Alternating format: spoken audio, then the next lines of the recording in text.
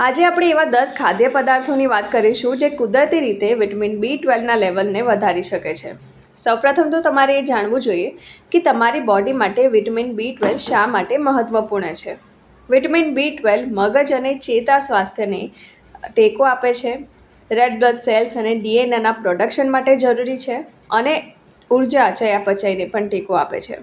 તેની ઉણપથી થાક, યાદદાસ્તની સમસ્યા, મૂડમાં ફેરફાર, નિષ્ક્રિયતા આવે છે અને એનિમિયા પણ થઈ શકે છે.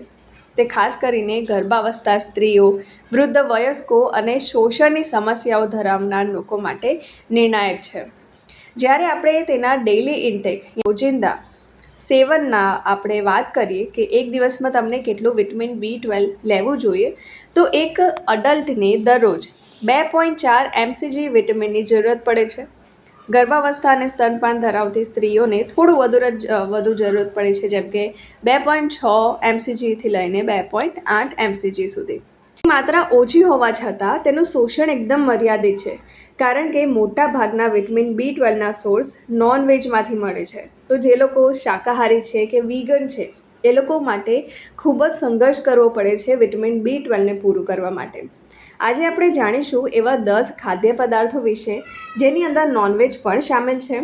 તો ચાલો આપણે જાણીએ કે એવા કયા ખાદ્ય પદાર્થ છે જેની મદદથી તમે તમારા વિટામિન B12 લેવલને પૂરું કરી શકો છો. જેમ કે પશુ લીવર એટલે કે એનિમલ લીવર. લીવર એ વિટામિન B12નો સમૃદ્ધ કુદરતી સ્ત્રોત છે, જે રોજિંદી જરૂરિયાતોને નાની માત્રામાં જ સરળતાથી પાર કરી શકે છે. અને આ આયરન અને વિટામિન એનો પણ સારો સ્ત્રોત છે. તે તેને પોષક તત્વોનો પાવર હાઉસ બનાવે છે. સાર્ડિન્સ એકદમ નાની નાની માછલી હોય છે, પરંતુ તેના ફાયદા મોટા મોટા હોય છે. તેઓ વિટામિન B12થી ભરેલા હોય છે અને ઓમેગા-3 ફેટી એસિડ અને કેલ્શિયમ પણ પૂરું પાડે છે. તાજા હોય કે પછી તૈયાર કરેલા, તેઓ તમારા B12 સ્તરને નિયંત્રણમાં કરવા માટે એક સરળ અને સસ્તું માર્ગ છે. ઈંડા, ખાસ કરીને તેનો પીળો ભાગ એટલે કે જરદી, વિટામિન B12નો એકદમ સારો સોર્સ છે. અને તમારા આહારમાં આખા ઈંડાને સમાવેશ કરવાથી માત્ર વિટામિન B12 જ નથી પૂરું પડતું, પરંતુ તમારી શરીરને જરૂરી એવા હાઈ પ્રોટીન પણ પ્રદાન કરે છે અને તંદુરસ્ત ચરબી પણ આપે છે. બધા ચીઝમાંથી સ્વીસ ચીઝમાં વિટામિન B12નું ઉચ્ચતર સ્તર હોય છે અને તે સેન્ડવિચ, નાસ્તો અથવા કોઈ પણ વેજીટેબલની ઉપર તમે ઓગાળીને ખાઈ શકો છો. તે ખૂબ જ ટેસ્ટી તો લાગે છે અને તે કેલ્શિયમ અને પ્રોટીનનો નક્કર સ્ત્રોત પણ છે. ચિકનની અંદર પણ વિટામિન B12 હોય છે, ભલે મધ્યમ માત્રામાં જ હોય છે, પણ તે પ્રોટીનનો સારો સ્ત્રોત છે, જે વિવિધ પ્રકારના ભોજનમાં સરળતાથી ફિટ થઈ જાય છે. જો તમે એનું શાક બનાવો, સૂપ બનાવો, ક્યાં તો પછી શેકેલી વાનગીઓમાં તમે એનો સ્વાદ લો. સેલ્મન એક ફિશ છે જે માત્ર સ્વાદિષ્ટ જ નથી હોતી, પરંતુ વિટામિન B12 અને ઓમેગા-3 ફેટી એસિડથી પણ ભરપૂર હોય છે. સેલ્મનની નાની માત્રા, એની એક જ સર્વિંગ વિટામિન B12ની તમારી સમગ્ર દૈનિક જરૂરિયાત કરતાં વધુ પ્રદાન કરે છે. એટલે કે જે તમને આખા દિવસમાં વિટામિન B12 જોઈએ, તે એકદમ નાના ભાગની સેલ્મન ખાવાથી જ એના કરતાં વધારે પૂરી કરી શકે છે. તે તમારા મગજ અને હૃદય બંને માટે શ્રેષ્ઠ પસંદગી બનાવે છે. છીપલા ખાવાથી, છીપલા એક તરહની માછલી જ હોય છે જેની અંદર વિટામિન B12 ભરપૂર માત્રામાં હોય છે અને તે ઘણા બધા વિટામિન B12ના સોર્સમાંથી સૌથી મહત્ત્વનો અને ઉચ્ચતમ સ્ત્રોત છે. એક નાની સર્વિંગ તમારા ડેઇલી મૂલ્યના 1000% કરતાં વધુ પ્રદાન કરી શકે છે.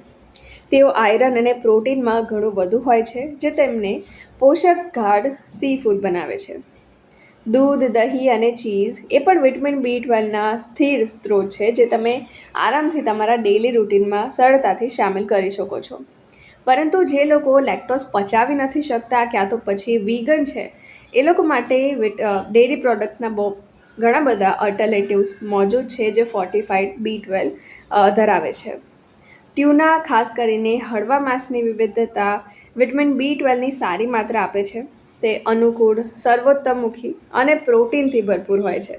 પોષક તત્વોથી ભરપૂર ભોજન માટે તમે સેલેડથી લઈને સેન્ડવિચ સુધી દરેક વસ્તુઓમાં તેનો ઉપયોગ કરી શકો છો.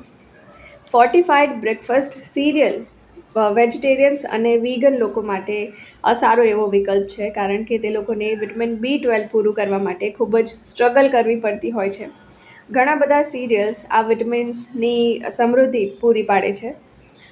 તમને એની ખાતરી કરવા માટે માત્ર તેના લેબલને તપાસવાનું છે. તો આ વિડીયોને તમે બધા સાથે શેર કરજો અને મારી ચેનલને સબસ્ક્રાઈબ કરવાનું ના ભૂલતા.